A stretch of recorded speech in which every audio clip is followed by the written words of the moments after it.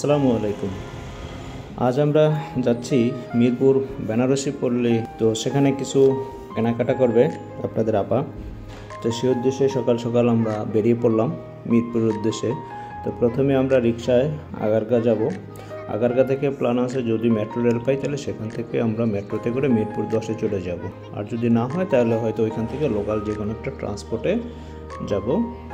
তো এই উদ্দেশ্যে আজকে সকালে আমরা বাসা থেকে বেরিয়ে পড়লাম। তো চলুন শুরু করি আজকের এই ব্লগ। মামসান ব্লগে সবাইকে স্বাগতম।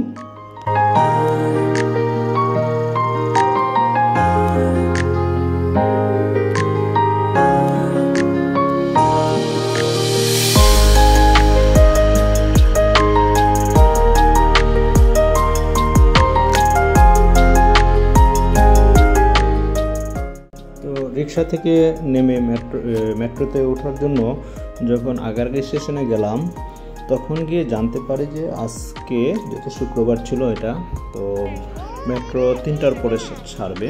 তো এই জন্য আমাদের আর মেট্রোতে যাওয়া হয়নি। তো ওখান থেকে ভাবছি যে কিভাবে যাওয়া যায়, রিক্সা বা অটো বা সিএনজিতে যাব। তো হুট করে আপনাদের আপা বললো যে না, অনেক দিন লোকাল বাসে চড়ি না, সায়ানকেও কখনো আমরা লোকাল বাসে উঠাইনি, তো আজকে চলো ওকে বাসে চড়ার অভিজ্ঞতাটা দিই। তো ও মাশাআল্লাহ বাসে উঠলো এবং আমরা সিট পাইছি 3 জনের জন্য লাগে 3টা, আমরা একটা পেয়েছি। ও আমাদের সাথে বসে দাঁড়িয়ে মোটামুটি ভালো এনজয় করছে এবং অনেক কিউরিয়াসিটি ছিল ওর, অনেক কোশ্চেনের আনসার দিতে হয়েছে। তো এই করতে করতে আমরা মিরপুর 10-এর দিকে চলে আসলাম।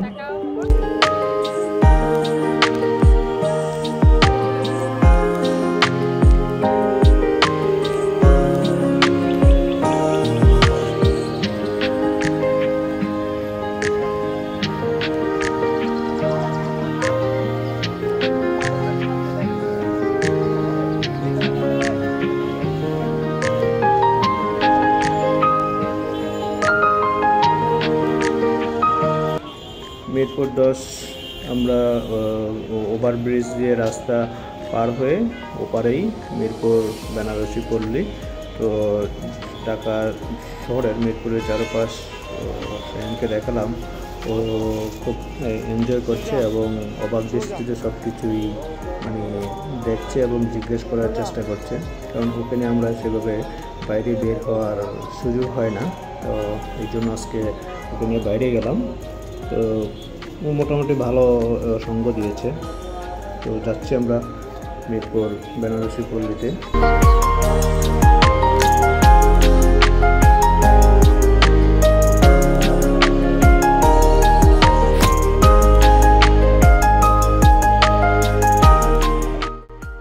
এই চলে আসলাম মিরপুর বেনারসি পল্লীতে।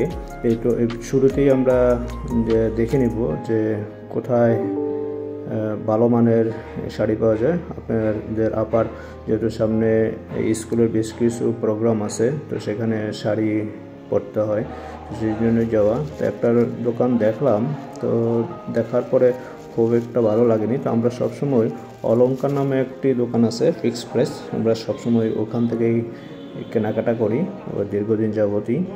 তো দেখা যাক আজকে কি শাড়ি পাওয়া যায় এবং কি ধরনের শাড়ি পছন্দ হয়। তো প্রথমে আমরা একটা দোকানে ঢুকলাম, এটা একটা জামদানি। তো জামদানি কিনবো না, জাস্ট একটু ঢুকলাম, খুব একটা ভালো লাগেনি। জামদানি হলে আমরা সোনারগাঁ থেকে আনতে পারি, তো এইখানে জামদানি কেনার কোনো মানে হয় না।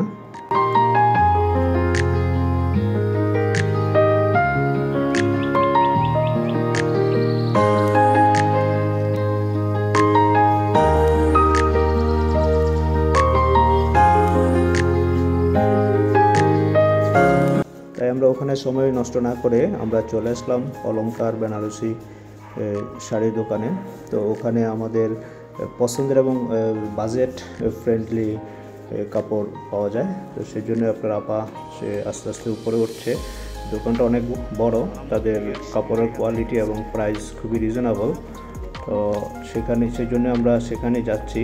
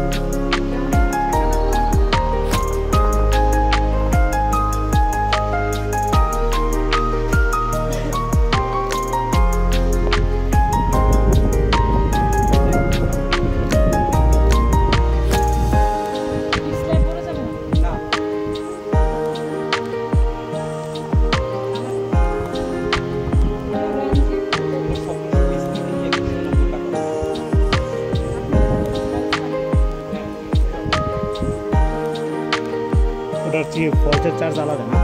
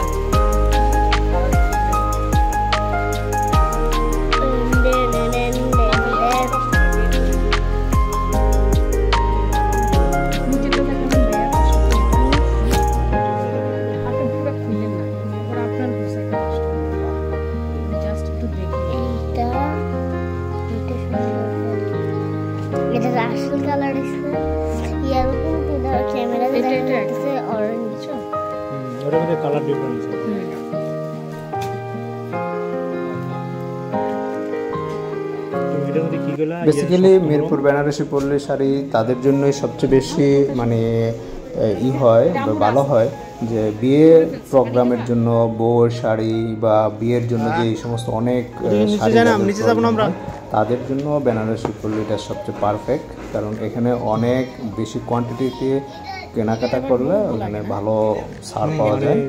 তো সেদিক থেকে মানে ছোটোখাটো এক দুটা শাড়ি কেনা হয় তাহলে আমার মতে ওখানে না যাওয়াটাই ভালো। তবে যদি একসাথে অনেক শাড়ি কিনতে হয়, বিয়ের শাড়ির জন্য অনেক সময় 10টা 20টা 15টা 50টা শাড়ি কিনে, সেক্ষেত্রে তাদের জন্য এই বেনারসি পল্লী ঠিক আছে। তো আমাদের এই কেনাকাটা শেষ। বেনারসি অলংকার থেকে আমাদের প্রায় 5-6টা শাড়ি কিনেছে। তো শাড়ি কেনাকাটা শেষ, আমরা একটু মার্কেটে গেলাম কিছু ব্যাগ ট্যাগ দেখার জন্য। তো পছন্দ হয়নি, তো এখন বাসায় চলে আসবো। বাসায় চলে আসার প্রস্তুতি নিচ্ছি। তবে যেহেতু ক্ষুধা লাগছে, তো বেনারসি পল্লীর পাশে মিরপুরে হান্ডি বিফ আছে। তো আমরা দুপুরের সময় এখন লাঞ্চ করব। তো বাসায় এসে লাঞ্চ করতে অনেক দেরি হয়ে যাবে। তো চিন্তা করলাম যে হান্ডি বিফ দোকানে জিজ্ঞেস করলাম যে কোনটা ভালো। তো দেখিয়ে দিল এই সামনে যে দোকান, এখানে গরম গরম হান্ডি বিফ, এখানে গরু মাংস, তারপরে হাঁসের মাংস, কলিজা বোনা, খাসির মাংস এই সবই আছে। তো এখান এই হোটেলের রান্না নাকি খুবই ভালো।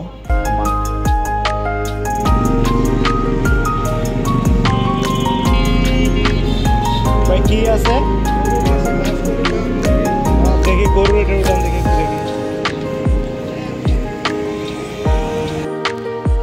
মাংস দেখে খুব ভালো লাগলো। কালো বুনন আর কি এখানে অনেক ভালো হয়। তো অনেকদিন প্ল্যান করছিলাম যে হান্ডি বিফ খাবো মিরপুরে। এই চলে আসলাম, আপ্যায়ন রেস্টুরেন্টের নাম। তো আমরা খাবার অর্ডার করলাম, তো ভাত খাবো। তো সায়ানের জন্য পোলাও অর্ডার করলাম।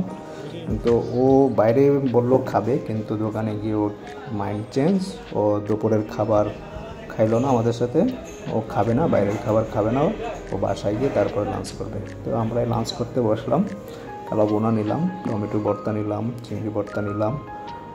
তো এই ছিল আমাদের দুপুরের লাঞ্চ।